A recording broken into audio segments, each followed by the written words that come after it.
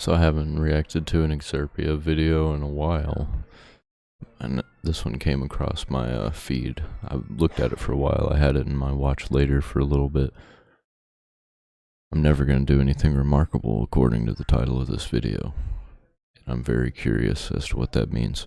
So gonna check it out. It's probably weird knowing exurb1a and the rest of his videos. This is the 5th Duke of Portland, and he was a bit of a whack job. In the 1800s, he lived here in Welbeck Abbey. He was so introverted he had his meals delivered to his room by a miniature train, employing 50. I don't even know what the hell he's talking about already. 15,000 workers. The Duke constructed under the house a 250-foot-long library, 15 miles of tunnelling, and the largest ballroom in England, capable of accommodating 2,000 guests. A touch ironic, considering the man would hide behind an umbrella if anyone approached him. Probably put water on his cereal as well. My birth country has a long... Hey, wait, what's wrong with that? Hold up, I like coconut water in my cereal sometimes.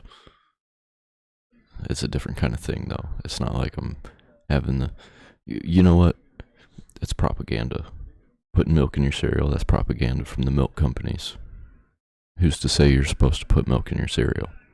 I think coconut water is better. Put some berries in there, some nuts, and go wild. Standing habit of excusing borderline insanity as some kind of charming eccentricity, but it isn't just my country. History is full of wonderful and great oddballs, many of whom we have forgotten. And none of them are you, because you will never do anything remarkable with your life. Sorry about that. Damn, that's a lot to take in. I guess I'm just gonna sit here and just make a bunch of reaction videos.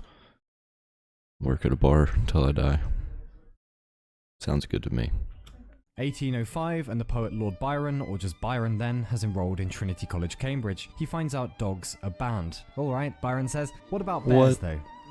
Sorry. Trinity College, Cambridge says, They haven't Byron got to that gets yet. a bear and it stays in his lodgings and he takes it for walks on a chain, much like a dog. So that happened. Several years later, John Mitten was on an alleged ration of 8 bottles of port a day. One day, he invites a number of his well-meaning neighbours over to his house. John Mitten then bursts into the drawing room riding a bear. The animal was not a sporting fellow as it turned out, as it bit Mitten. That is absolutely insane. Just to barge into anywhere with a bear at all, let alone riding it.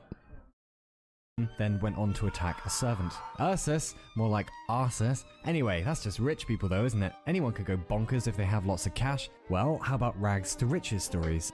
None of them being you, because you will never do anything remarkable with your life. Early 1800s, and Qing Shi, apologies for pronunciation, is a Chinese prostitute. Somehow, she meets swashbuckling motherfuckling pirate Zheng Yi, and they decide to get married. They grow Zheng Yi's pirate fleet from 200... Swashbuckling motherfuckling. I'm gonna have to use that. I like that. Hopefully I remember to use that.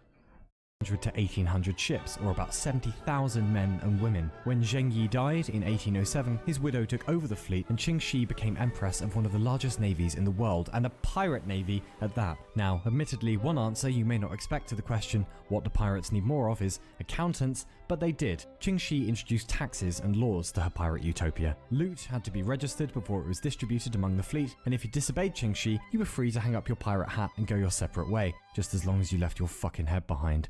She wandered about from Canton to Macau, beating the shit out of the Chinese, British, Portuguese, Yar, etc., until finally the government offered her and her pirates amnesty, which is a bit like if you stole everyone's kettles and they responded by inviting you over for a cup of tea. Her power was slipping away anyway, so eventually she accepted, the fleet disbanded, quite a few of her pirates got cushy jobs, and Qing Shi took a piratical sabbatical, kept her fortune, and was given a noble title, effectively becoming a member of the aristocracy, set up a gambling house, and lived a relatively nice life. What is the moral of the story here? Be clever, be a pirate, kill people, chill, pretty badass. Anyway, then again, there are plenty of great humans who weren't necessarily unusual or eccentric, they were just doing the right thing, or trying to, again, unlike you. In 1983... Yeah, I ain't gonna be doing shit. I'm just sitting here watching videos on YouTube. Lieutenant Colonel Stanislav Petrov is monitoring the Soviet nuclear early warning system and notices that 5 nuclear missiles are apparently inbound from the US. Petrov has a choice. He either picks up the phone and reports this to his superiors and initiates I ain't gonna be Russian doing response, that. meaning I don't want war that kind of potentially power. millions of casualties, or he doesn't. He has a bit of a think. 5 missiles does seem a bit unlikely considering the US at the time has thousands to play with. As you may have guessed from the fact that we are still here, Petrov did not report the strike and decided the warning was a glitch, which indeed it was, thanks to sunlight reflecting off of the clouds. So, bolshoi spasiba for that. Or this is Ignaz Semmelweis, who was to medicine what the chief iceberg inspector must have been to the RMS Titanic. Semmelweis was a doctor in the 1800s, and he noticed that, now, I hope you're sitting down for this, washing your hands before delivering a baby actually stops women dying, particularly from what was then called childbed fever. Humans wouldn't discover germ theory for a while yet, but it didn't matter. Semmelweis knew that something changed when doctors kept their hands clean. So he informed the medical community of this and won loads of awards and died happy and respected, and oh wait no, humans are shit and the opposite happened. Semmelweis was ridiculed mercilessly by the medical community, despite having proof of his hygiene theory, eventually had a breakdown and died 14 days after.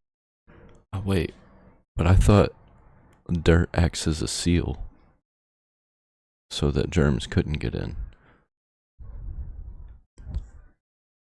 I've been led astray. After being committed to a mental institution, probably after being beaten up by the guards. Stella. A century later, and this is Sergei Korolev. In 1933, he designed the first liquid fuel rocket to take off in the USSR.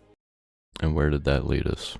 He was rewarded for his efforts with imprisonment and a stay in the Gulag. By some miracle, he was released and went on makes to sense. mastermind the first satellite in space, the first dog, and, of course, the flight of Yuri Gagarin, who, on the 12th of April 1961, became the first of the Homo sapiens to leave the Earth, orbiting our planet for 108 minutes in Vostok 1. Sergei Korolev would die 5 years later, probably thanks to injuries sustained in the Gulag. The Soviet space program was extremely secretive, and he was largely unknown in his lifetime. As history marches on, one day our period will blur into the countless others, behind and ahead. We are not special, tends to happen. But some events will stand out. This will stand out. And we are all meant to be forgotten. It was the first time we ever touched the heavens, and it was in large part brought to us by a man grossly mistreated in his lifetime and largely still untalked of today, outside of science and engineering circles. There is currently a portrait of him in the service module of the International Space Station above us right now. And if, by some miracle, our species emerges from its current adolescence, there is every chance Sergei Korolev's portrait will one day accompany astronauts to corners of the heavens Korolev couldn't have imagined, even in his wildest dreams. Yeah, I really hope we don't blow ourselves up before we can expand out into space. 'Cause that would be really lame to just not have life anymore.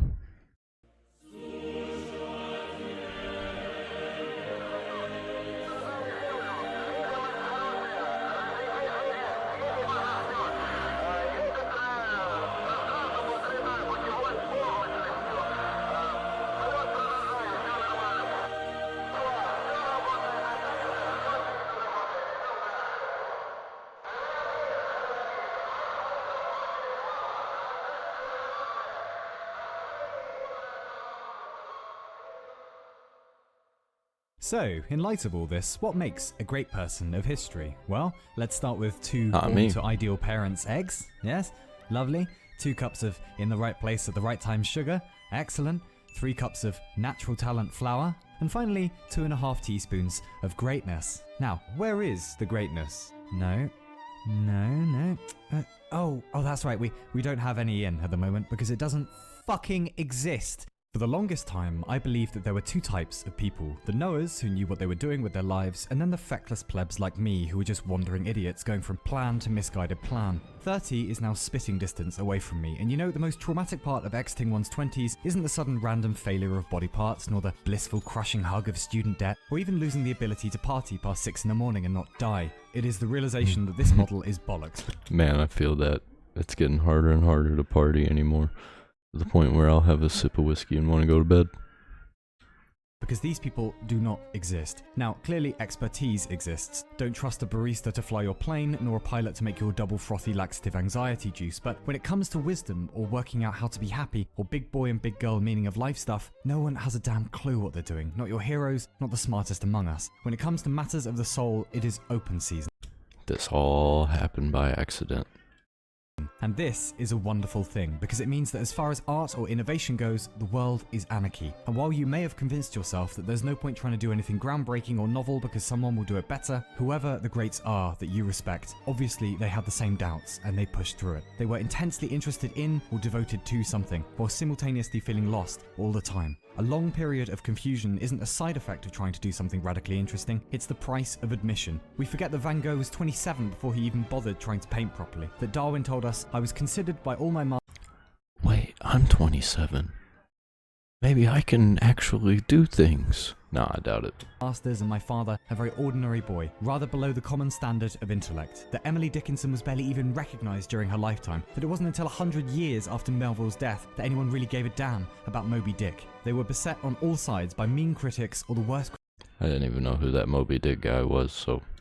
critic of all So, themselves. no, I wasn't paying Cthulhu's attention. Dick, I have heard of art classes where the teacher begins the first semester by assuring the students they'll never break through and it's pointless to try. Rejection letters writers received instructing them to put down their pens and never bother at it again. Vacuous, jaded bollocks that convinces young artists to give up. But may I humbly recommend that if one is informed you will never do anything remarkable with your life, perhaps the most appropriate response isn't, "Yeah, you're probably right," but rather, "Fuck off, and who the fuck are you anyway?" The shit they will tell you. You've had all your good ideas, it's all been done before, you're too old, too young, too dumb, there's nothing new under the sun. Let's say your lifespan is 80. I'm just gonna do what I'm wanting to do, and if it ends up being great, then hell yeah. If not, then I'm just gonna be over here in the shadows, just doing what I'm doing. Years, or about 29,200 days. If you're 18, you're about 6,500 days through. 28, about 10,000 days through. 38, about 14,000 days through. Regardless of whether one believes in an afterlife or not, these days are not coming back, and there is not enough time to listen to cynics. By the power of Grayskull, look at where we are, historically, technologically, galactically, the whole game. This isn't normal, is it? Act without expectation. Make cool stuff just because. Give cats fishies always. Oh, for fuck. Have you been editing the script again? Today, this week, this month, year, decade, and century, it will occasionally be referenced in history, and that will be that. If one is cautious about pursuing an unusual path, it may help to remember that the cynics will be forgotten just as readily as your failures will be too. There has never been a better time to do a thing, and just by virtue of how weird existing is in the first place, there are a trillion interesting things still undone, unmade, and unsaid. Those areas have not been drilled, Eli. It is a wilderness out there for everyone. It always was. The greats didn't know they were greats, they were just mortal humans who refused to bow to cynicism. And were we to draw some collective lesson from their lives, it might sound something like, if the fuckers give you lined paper, write the other way. In your projects, in your silly pursuits, in your unlikely follies, and your expeditions into the abyss to recover those strange mental metals you will fashion into something no one has ever made before. I think this guy's definitely taken some psychedelics before. wish you the very, very best of luck. When pigs fly. Now sod off and be remarkable, please. I'll do what I want. You don't tell me how to live my life.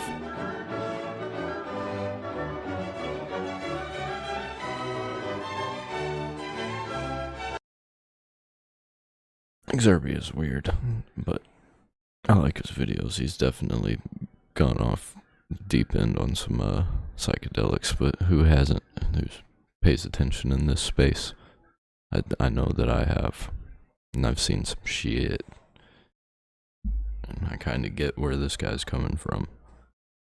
But, he's right. Like, we don't know what the hell we're doing. We're just doing stuff because we think stuff's cool, or, trying to enrich ourselves to have, I don't know.